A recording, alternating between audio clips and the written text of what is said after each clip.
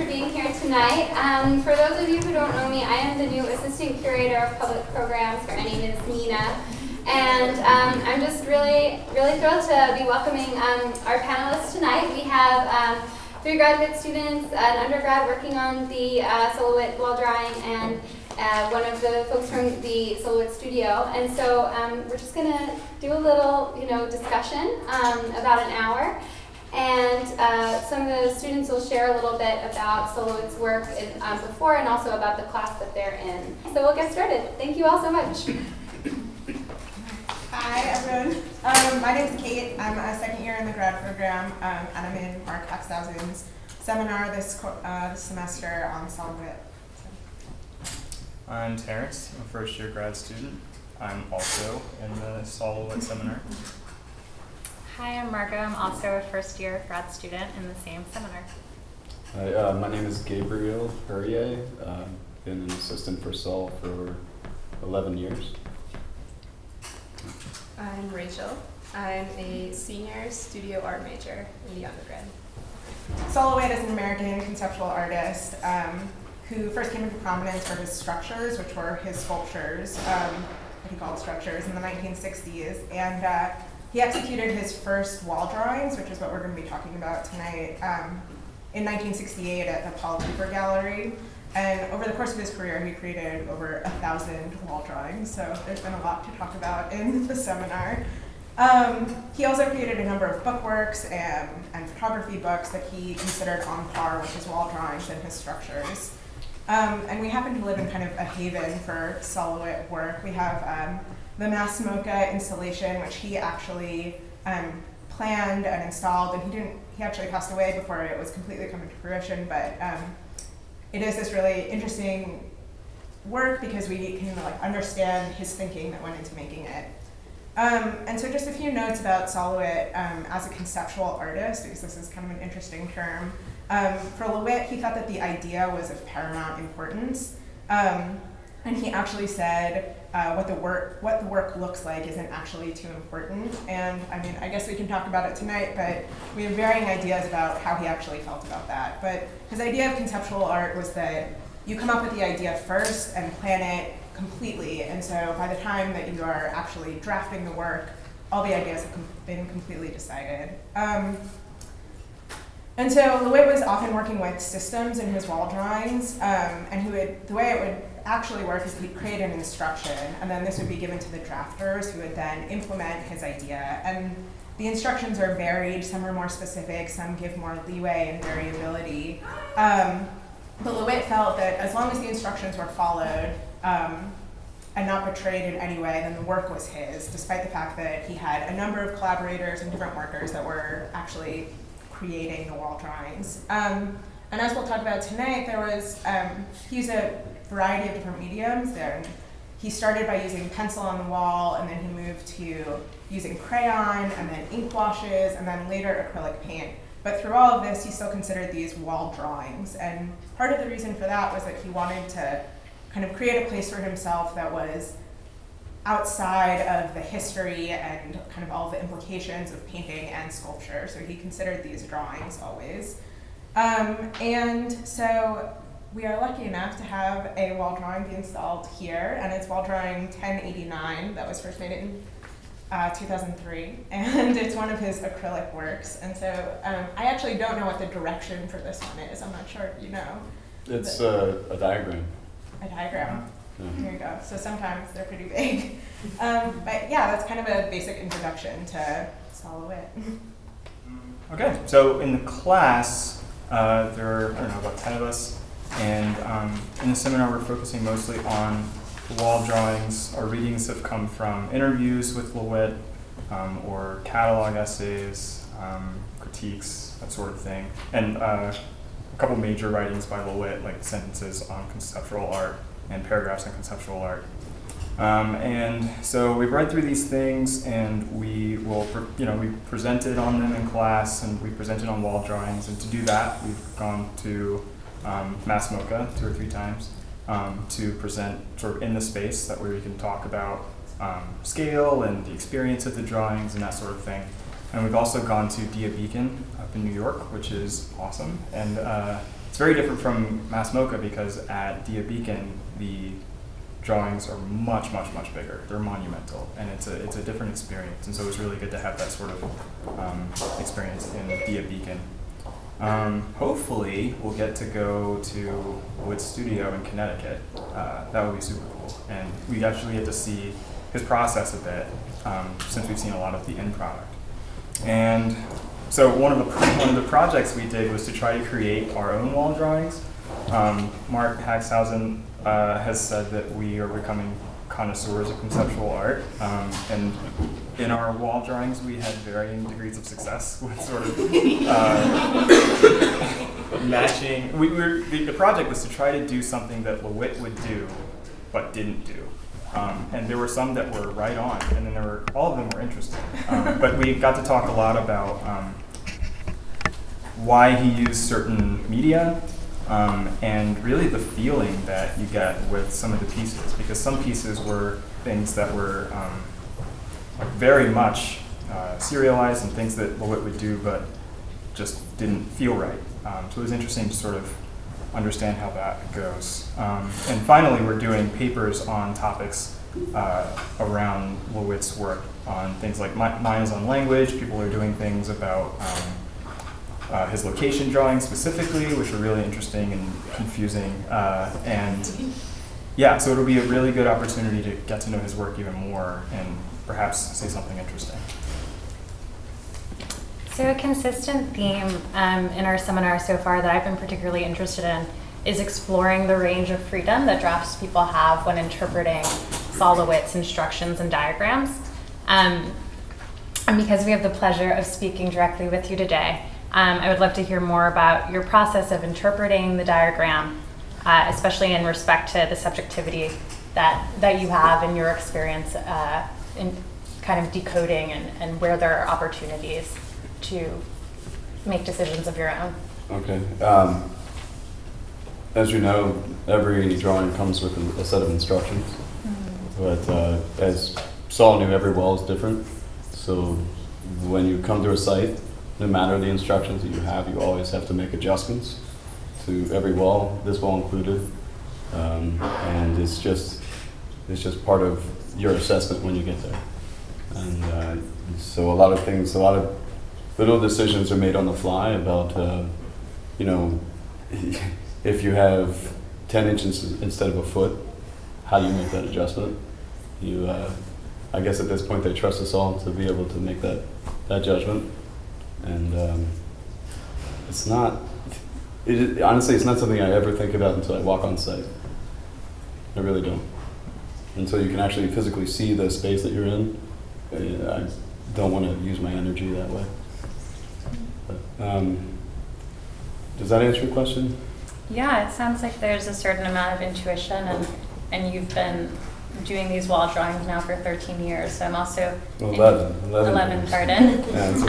I'm also interested in hearing from Rachel, as someone who's new to executing wall drawings. There's a really distinct visual language in the wall drawings, as well as a written language in the instructions. So I'm curious, kind of in acclimating to that vocabulary, what have been moments that have been surprising or challenging for you in the past few days? So I actually haven't gone by the instructions themselves. I'm going by the instructions as Gabe interprets them, and then he kind of gives them to us all, and then we kind of go through his orders. But I think, even then there's some subjectivity in how the things go up, because you have to make a straight line, and then so you have to tape the straight line. But even then, if you wobble it a little bit, that's up to you. I'm kind of curious about kind of by what metrics you judge what is a correct LeWitt drawing, and if you do something and you decide that it's wrong or not up to par, and if those are kind of at this point your own standards for judging them, or if you have been trained in what a LeWitt has to look like and what that's kind of like. Of course, it's conditional. It depends on what drawing. For an acrylic drawing, the interpretation is much simpler as far as the laying out of the drawing is concerned.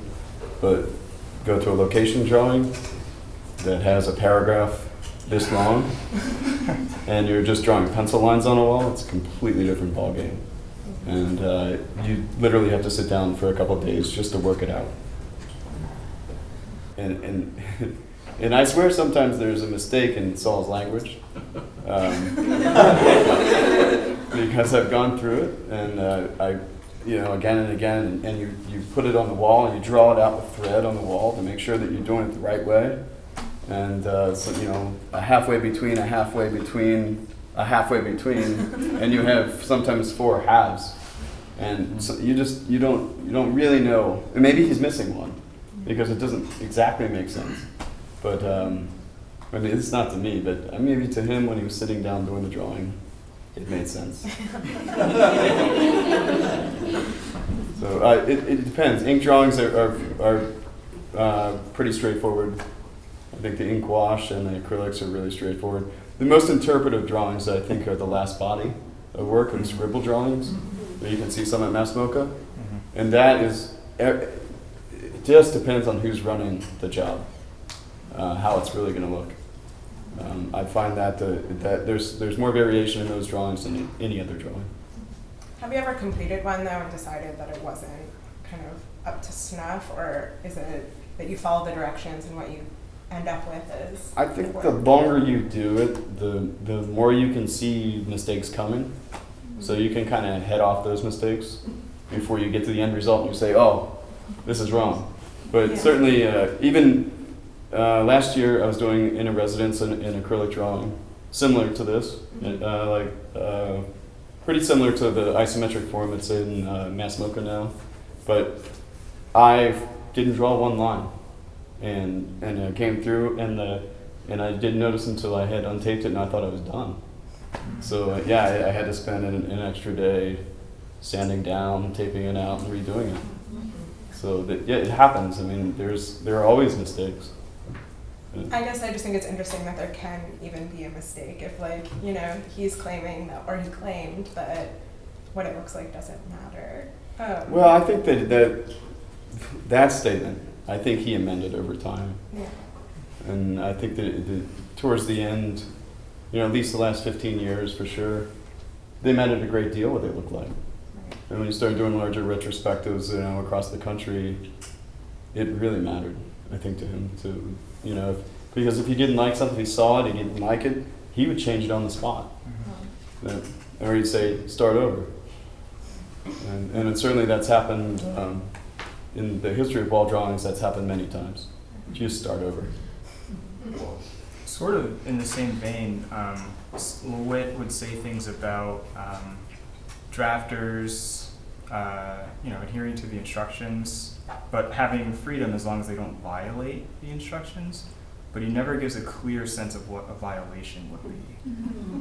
What do you have any thoughts? It's subjective to his mind. Yeah. And if you don't know. I mean, you wouldn't know unless he walked in and said this is wrong. And he did do that sometimes. But you could have 2 or 3 people do the same drawing again and again, and he'd still, he could just shake. I've heard stories because I never saw it, but him just shaking his head. You didn't get it. You didn't get the point. And so you'd have to do it again. Mm-hmm. And certainly there's probably hundreds of incarnations of wall drawings that were maybe wrong, but he accepted that as part of the work. Mm-hmm. Because you couldn't go everywhere. You can't see everything. And you can't tell by a photograph exactly how things look. Yeah. Could you talk some about your career as a drafter? Because it's obvious that you have just an incredible sense for the way LeWitt works that we're just picking up. These are things that we think about and can figure out, but this is something that you seem to know in a way that we can't. Well, I've been leading drawings since Mass Mocha. So we spent 6 months doing Mass Mocha. It was 105 drawings. And we had, at one point in the summertime, we had over 60 people there working. And out of that, we spun off a younger generation of drafters who started doing drawings on their own. I was one of them, and there are a few other people. And so for the last 7 years, I've been just working for Sol, and I've been all over the place. Mm. And it's, every place is different, and sometimes you're completely on your own, and then sometimes there's a community of people, and it can affect you on how you do the work. And sort of the environment changes so much, so some places, it's, you're really free, and some places you're not, and that all comes into sort of your mind as you walk in and you assess again your environment. How will you do it? Do I have enough people to do it? Do I have enough time to do it? And you base it on your experience. The estate, I think that they trust me, and they trust a handful of other people to do the work, and we're always rotating around, and doing different pieces, and I don't know. Honestly, I try not to think about it too much. Mm-hmm. I find that the less I focus on how I could have done this better, or how this could be different, the fresher I am the next time around. You learn your lessons for sure, but you always have to keep an open mind. And the more you close down, the harder it is to do the drawing. Is there a type of drawing that you like doing the best? There used to be. Because I thought for a while, like I said, the scribble drawings I think are the most interpretive drawings, and then there's less than 70, I think. I like the ink wash drawings because you really bring people together to make big fields of color. And I find that fascinating, to be able to make 6 or 7 people work together to make one color, and they build. The nature of it builds. I also like this acrylic process. There's a little more downtime sometimes. The scribbling is always an additive process, so every day you're adding. And I don't really do too much of the early work. I don't know whether they don't like my lines, or but I haven't really had an opportunity to do a drawing series piece, which is kind of okay with me, because I think that they're very tight and sort of obsessive drawings. It's a bit harder, I think. Yeah. This notion of communal knowledge that's passed on through generations of draftspeople is especially interesting, and I'm curious now, as a seasoned draftsperson, is there any advice or any kind of best practices that you share with new drafters, or things to look out for? Yeah, I mean, I'm sure that my crew right now would say that I'm a little tight on the wall. I think that you get sort of more specific as you go on, just because you know that if you do things a certain way, it's going to save you time and work later. I don't know, honestly. I don't. Well, speaking of new drafters, I'm curious, Rachel, about are you a studio art student? Yeah. Could you talk about how this came to be a project you'd want to do, and then do you think it'll affect your practice later? So as far as how I came to do it, I was actually asked to work on it by, so I was interning here at WICMA over the summer, and myself and another studio art major, Clover, it's here, we were asked to join it. We were asked whether we would want to join the crew to do the Sol LeWitt as kind of, I guess, a hands-on experience to art and practice, I guess, and how can implemented it as a job, kind of. And I mean, definitely I've learned a lot of different techniques as just a hands-on process, because there's a lot of steps in this acrylic painting, like Gabe said, and he's passed on a lot of the little techniques. Like some of them are fairly intuitive, but some of them you wouldn't expect it.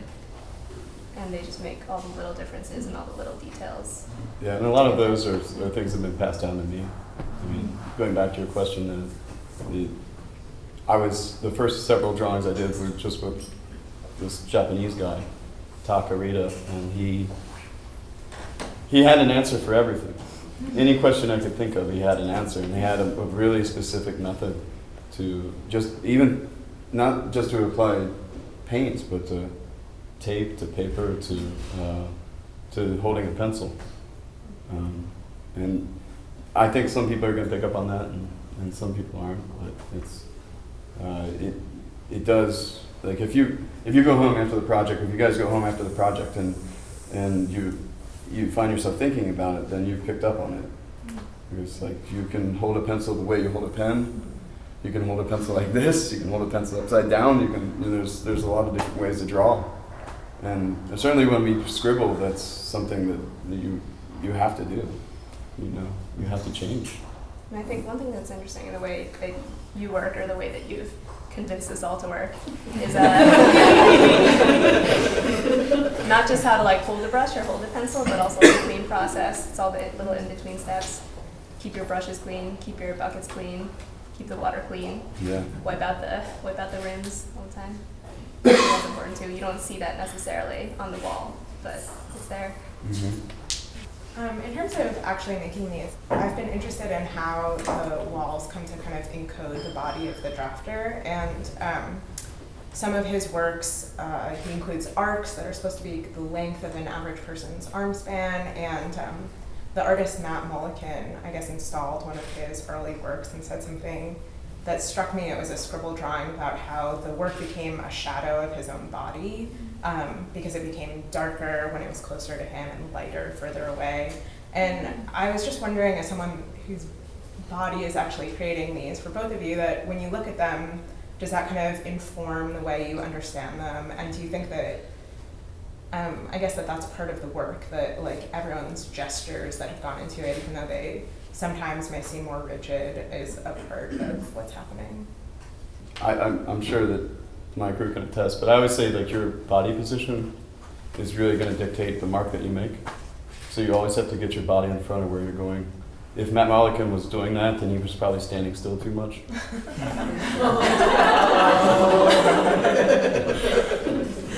I mean, on a scribble drawing, if he was doing a scribble, that's what I would say to him. Is that you have to move.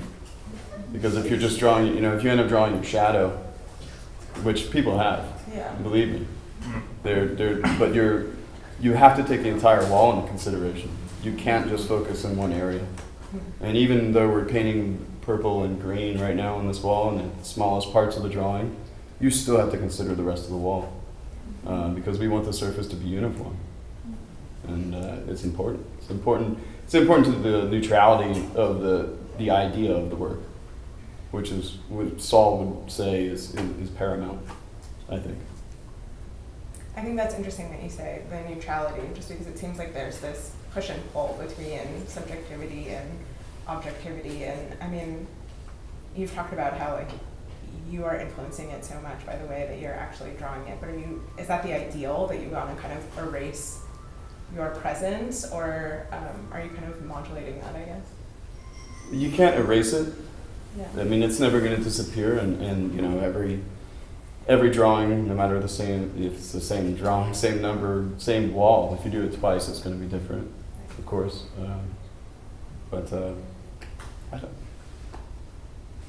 I'm not sure. I mean,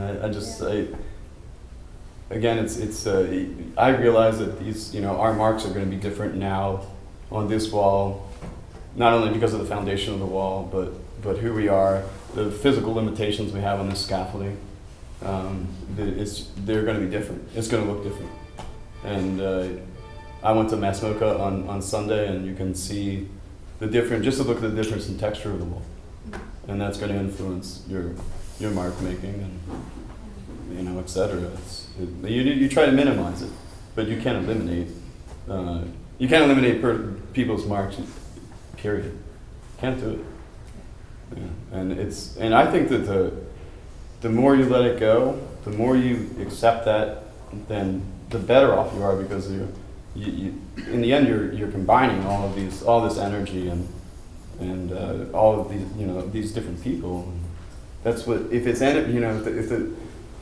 the drawing is exciting, it's probably because the people working on it were exciting while they were doing it. I think you can pick up on it. And certainly the more you work over a drawing, the flatter it looks, and kind of the more dead it looks.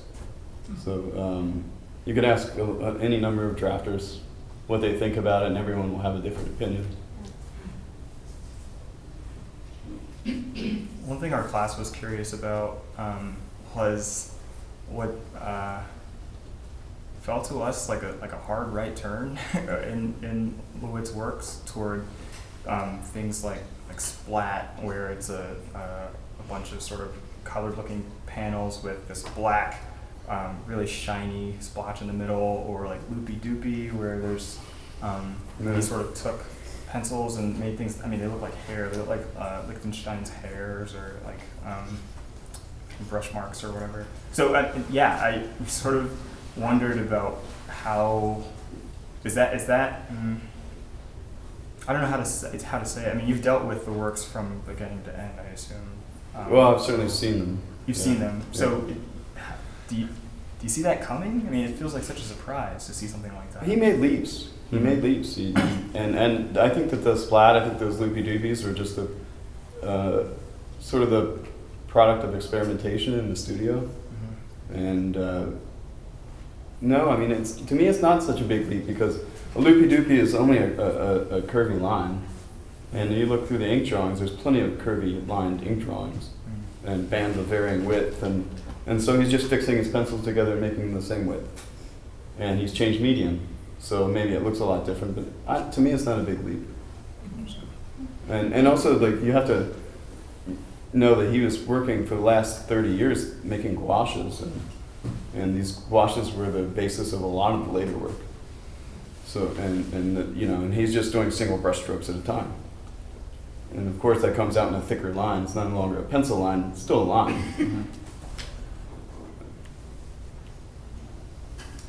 Can you talk a little bit about how this experience has informed your own work? I noticed that you work a lot with maps, and I was thinking about maybe that has to do with systems, or if you kind of consider that something entirely separate, or just how this has influenced you in your practice. Yeah, if I started collecting maps, because I'm always in a different place, and I like to erase them, more or less, to make them because they're, in the end they're useless to me. After I've used them, they're done. And in a way, it's true for everyone. I mean, now most of our maps are on our phones, but I still like the physical maps. I grew up with physical maps, so yeah, it's part of it. I didn't even know Sol did map drawings, which he did a lot of, and he would cut out things in map drawings, or he would connect things, and I think that was something he continued for a while, and I'm not sure that he did any more past the 70s, but Sol's work, it's so vast that I don't see how it cannot influence somebody. Yeah, it's like, to me, like the layering process and physically doing the layering process of inks and acrylics has made me look at color in an entirely different way. And so that whenever I make colors, I have to layer them up. I can't just go with a single color. I'm just not satisfied with it.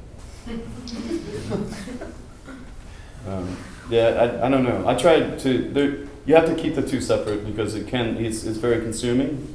For your time, you're like, for 8 hours a day or 9 hours a day, you're in this mode, and if you don't allow yourself to jump out of it, then you risk being sucked up by Sol. It's a little vampiric,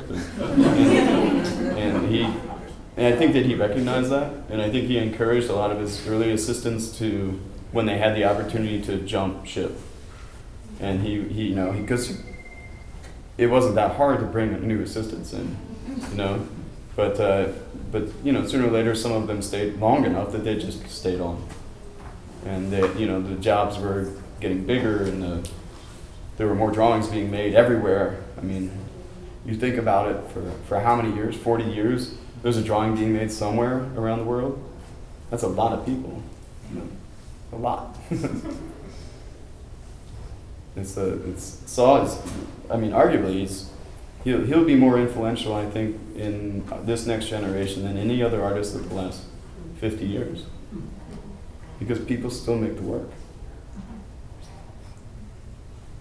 Rachel, did you have much experience with Sol LeWitt's work before this? And doing it now, do you feel like you're getting a sense of Sol? I would say not that much experience. I'd seen it before, definitely, in a few different places. I mean, obviously, I'd seen the one that was on this wall before we put this one up. But I hadn't read very much about it, I would say. I still haven't, but I would say I do understand it differently, because I think that some of the subjectivity we were talking about comes out a lot more when it's your own choice. I think that affects how the drawing looks. I think that the drawings, even knowing that they're from instructions, which I didn't know, even knowing that they're from instructions and drafts people making them and not Sol himself, I think there is this kind of implication of like this perfection, or like the lack of the human error that isn't true at all, like you were saying. The draftsman and their hand does come out, and that's inevitable, and I think working on it does put that out there in a lot more obvious way.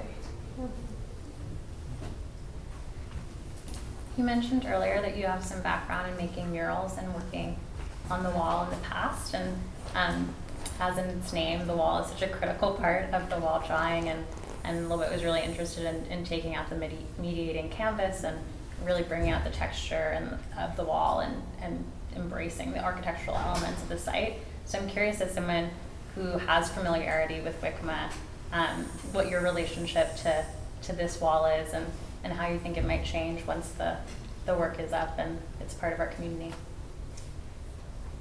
Yeah. That is interesting, because when I learned, so I came into Williams and learning about this museum with the old drawing, which, if you don't all know, it was kind of like a diagonal rays of rainbow coming out from the center, and coming out from the corner, and this drawing, I think, has a very different feel. It's, I think, a little bit less colorful. It's a little bit, I think it has all the same colors, but it's less dynamic, definitely. You've seen the other one, right? Yeah, it will be brighter, actually. This one will be brighter? A little bit more yellow. Yeah, but you haven't seen the yellow yet. I mean, you can't say until we haven't done it. Yeah. But you'll see in the, I mean, you look at Massimoco, there's a loopy doopy, right? With that's green and orange. Just wait until you see those two colors next to each other. I mean, and honestly, I think the drawing that was installed 15 years ago here, I'm not sure they even use the same paint that we're using now, because it was very early on in the acrylic drawings. So maybe they were just using house paint. I think that what we have, the pigments we have now, are richer than then. So you will see it. It'll vibrate. It doesn't come from a single photo.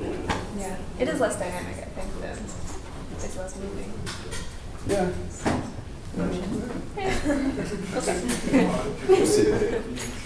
So one thing that we've also talked about is, and Mark has written on this, is LeWitt's relationship to music and how he considered his directions like a score and thought of himself as a composer, and that there was a level of performance in these works. And I was just wondering if you think about them in that way, if you think about them as kind of the performance of his idea, or if you kind of think of this as something completely separate. But if that model of the composer is compelling to you. I didn't know who Bach was when I first started doing these drawings. Not much. But listening to Bach the last 10 years, I can see it. I can understand. I can understand how it's, I mean, I know, I worked in Steve Reich's house doing a drawing that Sol gave to Steve Reich, right? And so I got the opportunity to talk to Steve Reich. And yeah, just listening to him talk and doing Sol's work and seeing the catalog, there's a lot of connection. There's a lot of connection. What drawing did he give to? It was a scribble drawing. It was dark to light to dark vertically, about 10 foot square. It was right after he died. And I know it was a really sort of emotional time for everyone.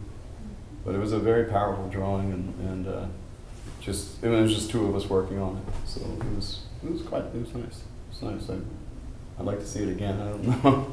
It's been a long time, so I'd like to see it again. Do you? Oh, and sorry, but normally we haven't been doing it here because we're in a museum setting. But normally we listen to music the entire time we do the work. Bach? Everything. Maybe in the morning. I wondered in your commenting on the scribble drawing that you gave to Steve Wright, you mentioned that it was a very personal thing for Sol, and that he's a guy who, even beyond the wall drawings, could be known for the personal relationships that he cultivated in the art world. He influenced a ton of people. When Eva Hesse died, he created this new part of his vocabulary in her honor. Is that do you have other experiences feeling that or recognizing that? I've had some opportunities to meet some old collectors of Sol's that knew him, decades ago, and everyone has said the same thing, that he was quiet, that he chose his words very carefully, and I think that you can see that in the work too, or you can read anything that he published, of course, but also that he would help you anytime. One of the things Steve told me was that when he was making his album Drumming, somehow Sol knew that he was short on cash. So Sol bought a couple of his early compositions so that he had enough money to finish the album. So he bought his Glockenspiels. That's the story. Yeah. So yeah, there were cases of installing, just being, he was a nice guy by all accounts. And he just worked every day. He worked. He was very focused, and he stuck to it all the time. How did you come to be part of the foundation in the first place? What got you into drafting? Do you mean the first job I did? Yeah, and kind of what brought you to Sol in the first place. I just got a phone call. I was working a couple different jobs in Cincinnati, where I'm from, and the art museum was installing a drawing, and I had been working at one of the only contemporary galleries in the city, and the woman that owned the gallery was a friend of the assistant director, and he asked her if she knew someone, and gave me a call, asked if I was interested in working. That's how it came about. But from that point, I did the drawing, and the way that I looked at art changed just from doing that drawing and really starting to investigate the work that he was doing, or that he had done.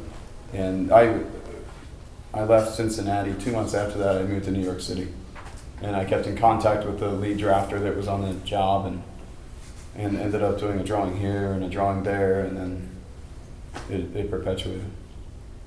I have a question about the challenges of working in this rather strange architectural space. Yeah. The scaffolding, what that's been like.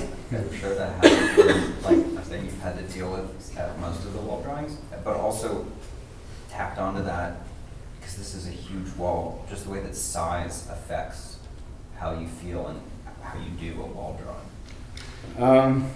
It's tough. It's not an ideal scaffold for us. That's about all I can say.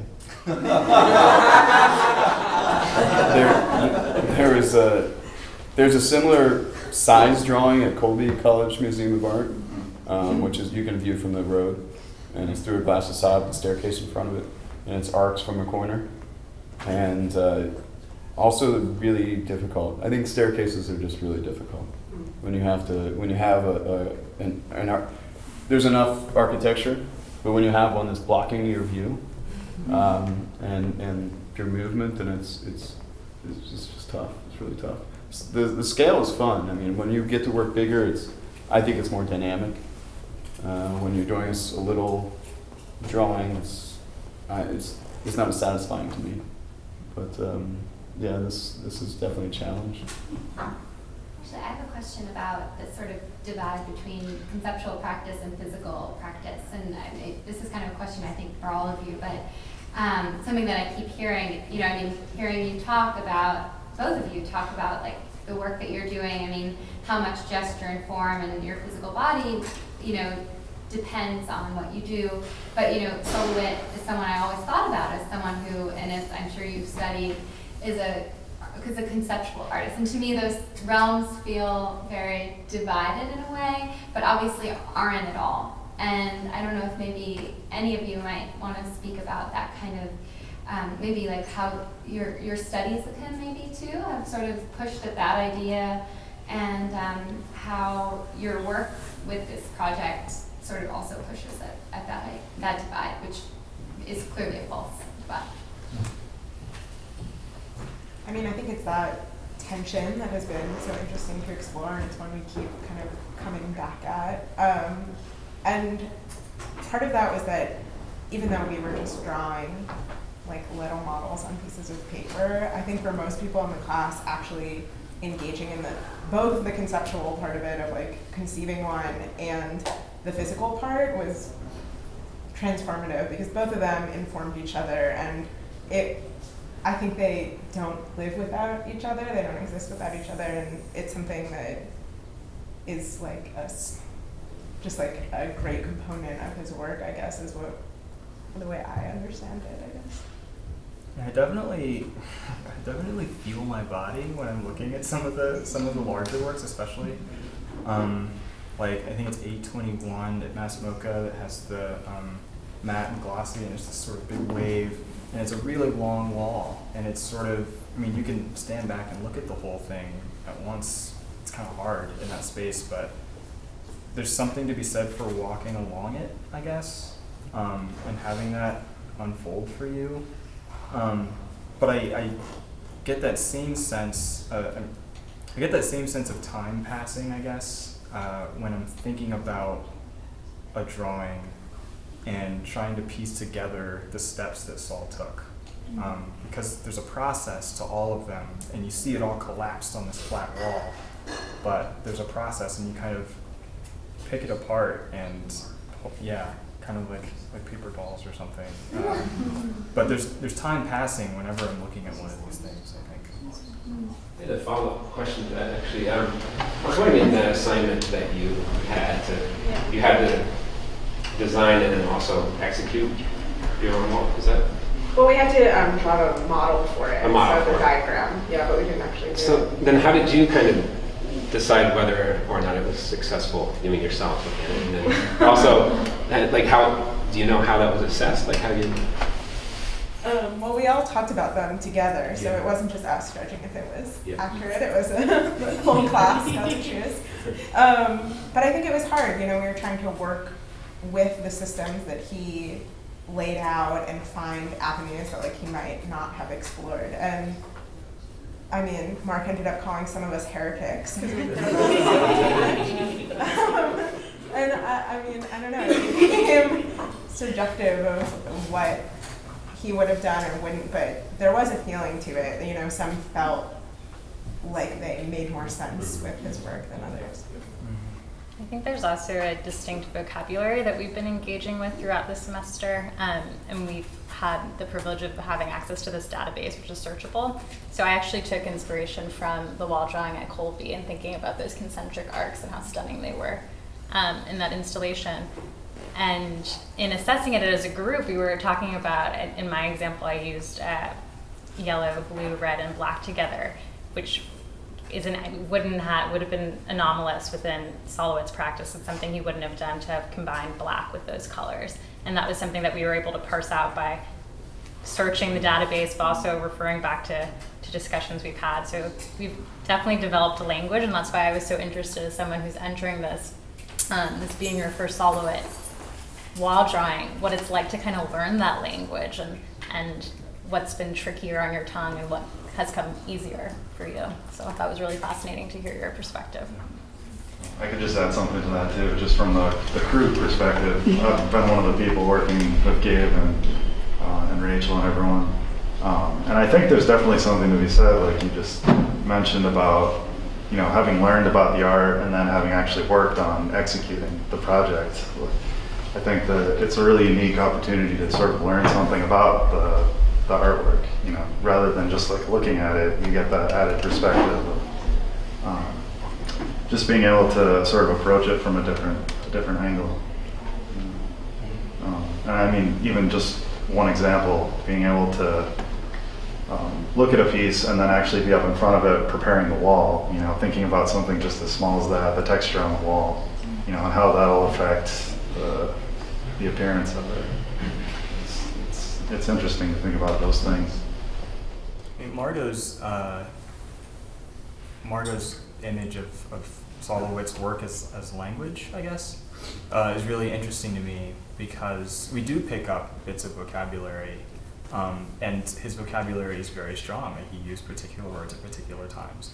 But I think there is something about doing the work that we won't get. Like, you're living with it in a certain way. It's like if I learn German here, right, and then I go to Germany, I'm gonna be lost. But if I go there and I live with it in a certain way, then it becomes less of a code and more of like a way of doing something.